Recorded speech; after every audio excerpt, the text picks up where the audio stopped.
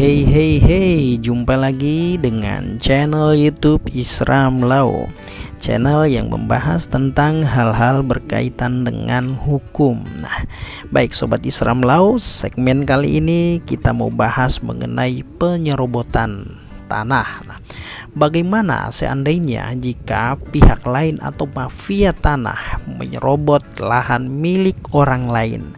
Apa yang harus ditempuh dan bagaimana cara menyelesaikannya? Nah, tonton terus video ini sampai selesai. Nah, mengenai tanah yang diserobot oleh mafia hukum atau pihak lain, tentu dapat dilakukan berbagai macam cara atau langkah hukum ya. Sebelumnya kita harus pahami dulu nih mengenai penyerobotan ya. Nah, jadi penyerobotan merupakan salah satu masalah di bidang pertanahan yang paling sering terjadi di Indonesia. Sebelum menguraikan lebih jauh tentang penyerobotan tanah, perlu untuk memahami arti kata dari penyerobotan.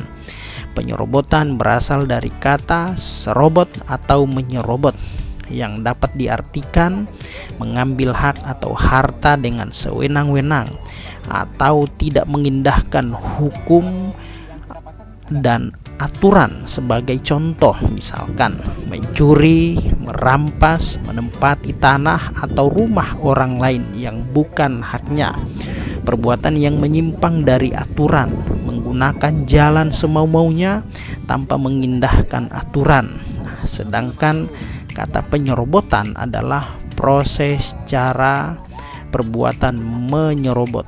Nah, berdasarkan hal tersebut, maka dapat ditarik kesimpulan bahwa yang dimaksud dengan penyerobotan tanah adalah suatu tindakan yang disengaja oleh pelaku untuk masuk, menempati, menguasai tanah orang lain tanpa hak dan melanggar hukum. Itu ya.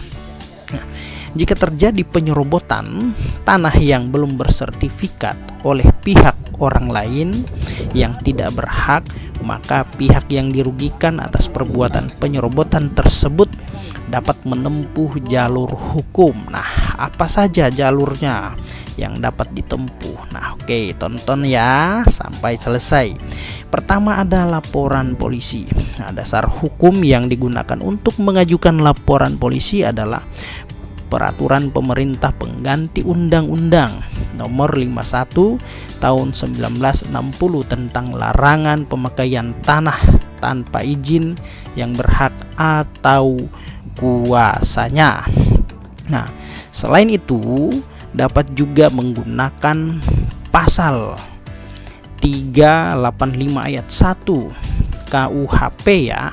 Nah, bunyinya kurang lebih seperti ini: diancam dengan pidana penjara paling lama 4 tahun barang siapa dengan maksud menguntungkan diri sendiri atau orang lain dengan cara melawan hukum, menjual, menukarkan atau membebani dengan suatu hak tanah yang belum bersertifikat, suatu gedung, bangunan, penanaman atau pembenihan di atas tanah yang belum bersertifikat, padahal ia tahu bahwa orang lain mempunyai hak atasnya.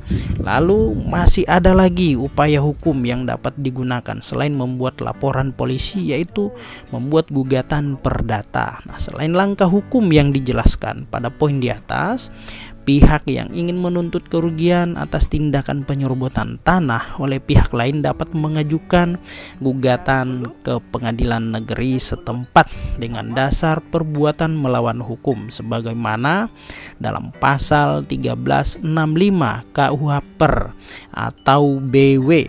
Bunyinya, tiap perbuatan melanggar hukum yang membawa kerugian kepada orang lain mewajibkan orang lain yang karena kesalahannya menerbitkan kerugian itu mengganti kerugian tersebut.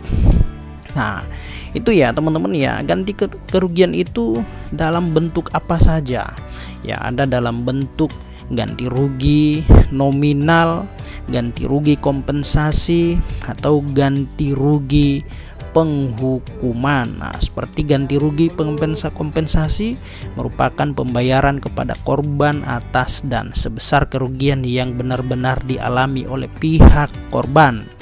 Nah, itu ganti kerugian penghukuman, ya harus dihukum si pelakunya. Kompensasi, ya ganti kerugian kompensasi merupakan pembayaran kepada korban atas dasar dan sebesar yang benar-benar telah dialami. Nah, itu ya teman-teman ya, kira-kira semoga bermanfaat. Demikian.